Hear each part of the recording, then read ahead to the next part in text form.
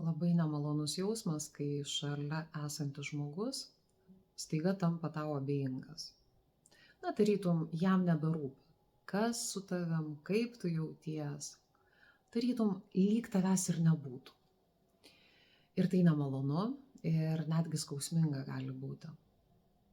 Bet jeigu įsižiūrėsime į abejingumą, mes galime pamatyti, kad tai tėra kaukė, po kuria slepiasi visiškai kiti dalykai. Ir visų pirma, slepiasi negalėjimas atvirai kalbėtis, nuoširdžiai eiti į tikrą artimą ryšį. Po abejingumu gali slėptis noras nubausti. Tu pasielgiai kažkaip ne taip, man tai nepatiko, man buvo diskomfortas ir dabar aš tave nubausiu. Na, į kampą pastatyti negaliu, nes visi čia suaugę, bet aš būsiu tau abejinga.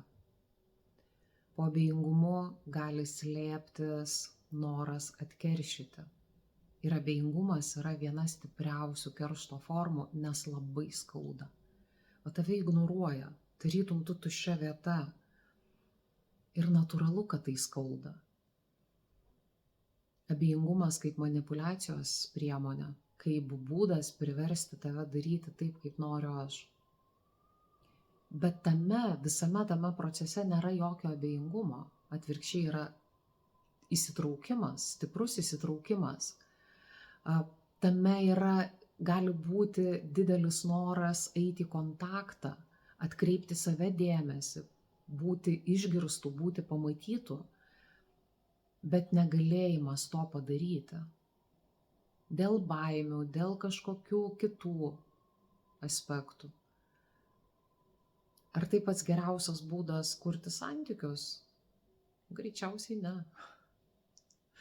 Visada geriau kalbėtis, mokytis eiti į artumą, į nuoširdų pokalbį, į tikrą pokalbį, į galėjimą kalbėti apie savo poreikius, norus. Kažkaip taip, saugokit save ir šalia esančius.